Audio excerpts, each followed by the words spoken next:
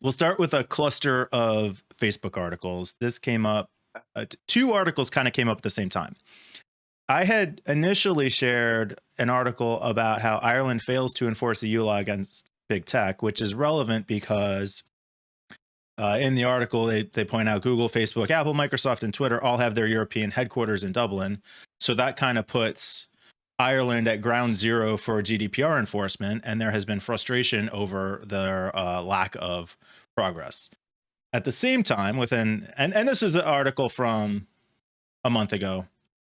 Just I noticed it the other day, and we had previously talked about uh, uh, WhatsApp. Yeah, WhatsApp getting fined, and it was one of the early Yeah. fines coming out of Ireland.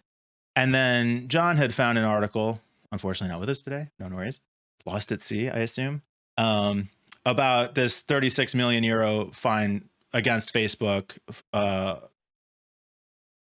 from Ireland. And so at first I thought that was a little kind of incongruent. But what I realized was that the reason these were notable, so this story from a month ago said Ireland hasn't been enforcing the laws. This article about WhatsApp that we talked about previously noted that like this is the beginning of them enforcing the laws. They describe it as the privacy regime sputtering into life. And then now here, article about Facebook actually getting a fine. So it seems like they're moving in the right direction. Yeah, Do we but agree? I could no. Well, No. I mean, they're moving in the right direction, but very slowly. I mean, this is a lot of people were very upset about this little fine they got, 36 million euros or however much it was, $36 million. I think yeah, not very much. It's the whole thing about it is that they were kind of told off for processing personal data badly, and to fix the issue, they moved what they were doing into their terms and conditions. So now it's fine. Now they're not going to get any more fines. I Actually, agree. um, I agree. Now it's fine. because yeah, but the problem is right. This is the thing that upsets me is that they were doing something bad, and we know it's bad because they were hiding it from people and they didn't want to put it in their T's and C's. And then now they've been forced to put it in their T's and C's because they got fined, and it's still Hmm. bad. Hmm. It's still doing the same thing, Yep. but the regulators can't really do anything about it. And I don't know whether that's because they won't do anything about it, or because they just can't, or if they're trying to, but they're just like, oh, well, oh, regulators. We're just the regulators. We don't know about regulations or how to, like it's annoying because it's it's proven that it's a bad thing, but they're still doing it. So, So the and I fine was not for doing it, but for doing it and not telling anyone. And your yes, frustration is yeah, that they just shouldn't be allowed to do it. yes, Yeah. exactly. It doesn't actually even the stories I've read haven't gone into detail about it, and I think it's that insignificant that it doesn't really matter. They just put whatever it is in the T's and C's, and they could say, "Oh, we'll take your firstborn baby, put it in the T's and C's," and the police would be like, "Well, we can't do anything. It's in the T's and C's." We did Like, tell I you. mean, yeah, it's a bit stupid. It's Yeah. Well, we talked about a couple of weeks ago the ramp up for these kinds of enforcements, like HIPAA compliance, for example. These are mm, like giant pieces of legislation with no infrastructure in place to enforce them. yeah. Yes, you're frustrated that it's not happening faster, but it is starting to happen and it'll start to happen more. It feels like it's probably on track with the scope of the legislation that we're talking about here. Did you? Well, I think the general feeling is that the regulators or the DPAs are toothless essentially, and not necessarily uh, through no fault of their own. Sorry about the double negative there. I mean, basically because they're rubbish.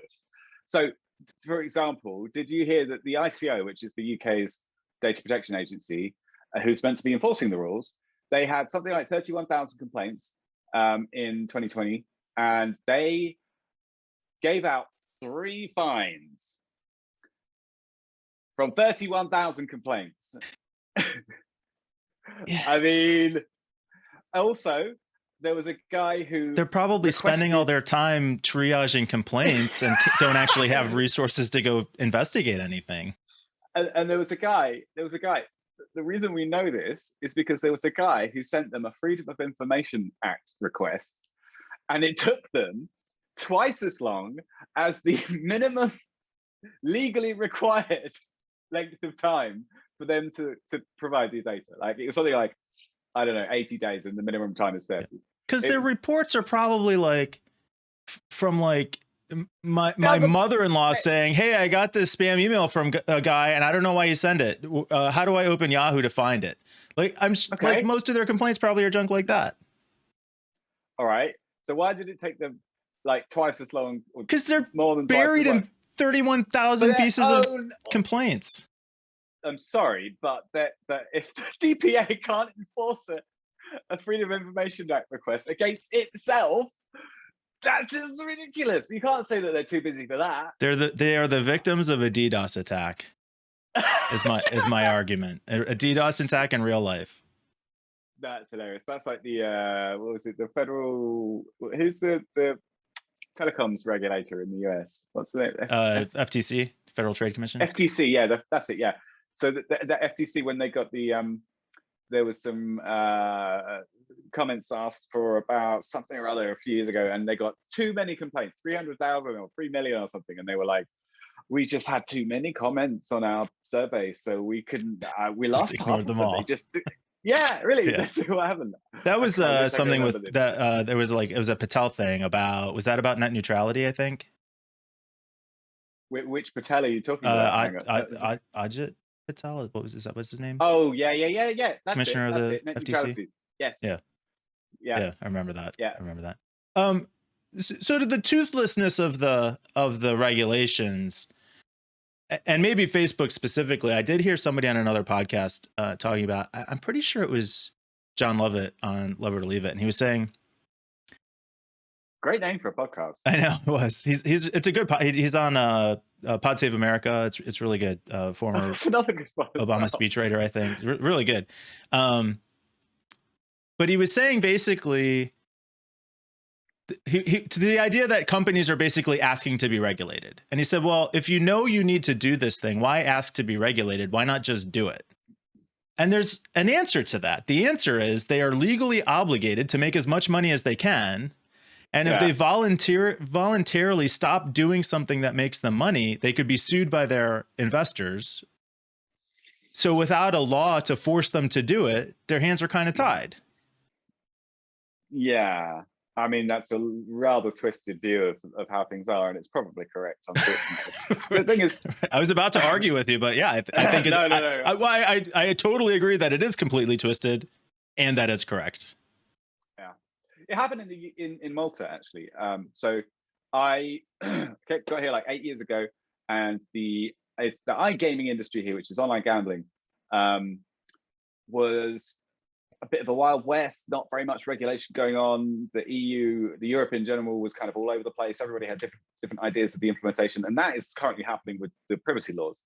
And what's happened since then is that more and more regulations have come into effect, and more companies are having to abide by these rules to operate legally, or they get massive fines or their licenses revoked. And a lot of companies have gone bust. Because it's too expensive, or they lost massive markets where they just couldn't follow the rules, that their technology isn't good enough. And I'm kind of hoping the same thing's going to happen with the privacy laws, because like the whole, and I had no sympathy for these companies whatsoever, because they should not have been operating like that in the first place, and they had plenty of notice. It wasn't like it was a surprise that these regulations were coming around. It was just they were announced. They were given a couple of years to implement them, and the ones that failed to do that have big hits to their revenue. Yeah. So anybody who didn't, get up to scratch, and these are all basic things. They're like, know your customer. Don't let people gamble away their life savings. Don't let people under the age of 18 bet. Put the nanny state on. Yeah. Well, I mean, yeah. Okay. It is. Yeah, I suppose. I think that is part of the conflict, because on one hand, we put corporations in a position where they have to make money. They are not necessarily immoral, but they are absolutely amoral. They have to make money. And to some extent, they have to try and get around the rules. On the other hand, particularly, I guess, in the US, I don't know what the political environment is like anywhere else in the world, but we have villainized the concept of regulation for years. Yeah. Except when it comes to women's bodies and things that personally affect me. but otherwise, oh no, tax cuts, no law. So now we're in a situation where we say, okay, well, we want to regulate. We don't want to regulate these industries, but they need to be regulated. So maybe they should do it voluntarily so that I don't have to do it. But if I don't do it, they're obligated to make money. It's a disaster. Like, you know, the sad thing about this is that if there was actual value in behaving ethically in the first place, then the regulations wouldn't be so important. I don't even understand what you mean, Peter. It's not just to behave morally. What? That's crazy talk. I know, it's bonkers, isn't it? Like, I mean, what? But like, seriously, if it was, I think that maybe if they looked at it the long term, a really interesting company that I came across recently, they were asked, they did their C-level, their execs were asked to do a survey about sustainability, and they ranked privacy as the number 3 sustainability issue. And I think that was partly because it's not a long term, it's not sustainable to just dig into people's lives constantly. Maybe because of the economic impact on the company and the fact that the regulations are coming, especially in Europe, but also just morally, you end up with such a terrible reputation that you're just never going to get past a certain point. And actually, one of the things that I've seen this week is stories about Facebook reaching a kind of a point of no return in their reputation. Some people have compared them to Ford, and it's basically like tech companies have been getting away with innovating and coming up with cool shit that they can prioritize profits over literally everything else, including safety and personal privacy and everything. Absolutely. And that's kind of how how Ford worked, because they were great at like coming up with cool stuff about how factories work and cool innovations in cars, I guess. I don't know much about them. But they, at a certain point, people were like, hey, hang on, how about all these people that are dying in your factories? That's a problem, right? You know, we've had enough of the gadgets now. Let's fix that. So maybe, I mean, people have started comparing it to Ford. Facebook to Ford. But even in that case, it's going to come down to, unfortunately, in our capitalist system, whether it costs them more to continue to let that happen or to change it. So until somebody can prove that the model for social media is more profitable without that kind of tracking, they'll just keep doing it. Let me ask you a question though, Mike. Are you for regulation? I don't think I've ever asked you that before, because he had to pause. Well, right. so I had this debate with somebody not too long ago about like vaccines and gun control and stuff like that. You shouldn't get a vaccine because there's a mandate. You should get a vaccine because it's the right thing to do. Just get the stupid vaccine, right? So should that be a regulation or not? Well, if you're just going to be a dumbass and not do the things that you should do, then I guess it has to be a regulation. Every rule, like we complain about the legal system, all these complicated rules. Every rule, literally every rule, only exists because somebody did that thing. I know. Every single time. So you can't say, hey, why do we have all those rules? Well, because people keep being dumbasses and doing all this stupid shit. What do you want? Like, so am I for or against regulation? I don't want there to be regulation, but I also don't want people doing all this stupid shit all the time. So I guess, yeah, I'm in favor of regulation. Show me you deserve otherwise, and we won't have to worry about it. Oh man, is that the answer you were looking for? That's precisely the answer I was looking for. And this goes back forever. Like, I mean, I remember Douglas Adams in The Hitchhiker's Guide to the Galaxy was talking about instructions on toothpicks, I think it was, or matches or something like that. I mean, the fact that safety matches exist are Yeah. a good example. Like, yeah. So It's not. here's a I Yeah. have a question No, for you no, go then. ahead. So my Mhm. question for you is, do you think social media is a net positive or a net negative? Oh, that's hard. Oh, I don't know. Net, and by social media, we're including Facebook and Yeah, yeah. oh God, I don't know. Net negative, I think overall. But then again, Yeah. I wouldn't remove it. You have to equate things like the positive impact on a human rights level compared to the proliferation of sexual abuse material, Yeah. and adding all that up is tricky. So I had a teacher at school, and he would answer questions like this, and it was really like Yeah. I Yes, was it is either basically a net saying, positive or a net negative. Sure. yeah, it it's one of those. Yeah. I think I'm in the net negative camp. But I like think there are it's so tough because I guess it's not the same as like the internet, right? The internet is amazing because we have access to every bit of information anywhere on the planet at our fingertips. Hmm. Social media, like you said, there's some positive impact. The oh, what was the Twitter thing? The Muslim Spring? What was it called? The something Spring. This is I should absolutely know this. Uh I don't know. There was the Prague Spring and the Paris Spring. it was like I I don't, think I'm embarrassed to not know now. It's slipping my mind. it's I'm okay. sure somebody's like screaming at their radio and whatever because they're watching this YouTube video on their radio. What is wrong with me? Like, whatever. I know. I'm resisting making an old joke here so I hard. know Like it's really. terrible. I deserve it. It's fine. Whatever. It's fine. Whatever. It's fine. What was I even talking about? I don't know. You Anyway, forgot that's the already. problem with kids these days. Get off my lawn. Oh, so we have access to all this information. That's great. We can. I You're remembered where I was like going. the old grandpa is just drifting away. Oh, and another thing. Power through. Power through. That's my motto. Look, I just start talking and I build a plane on the way down. It's fine. Okay. I'm listening, man. So we I'm have listening. access to all this information. Social media lets us connect with people, all family, friends, whatever. It's really bad for society. But the thing is, here's something I struggle to hold on to this belief because I want to truly believe it.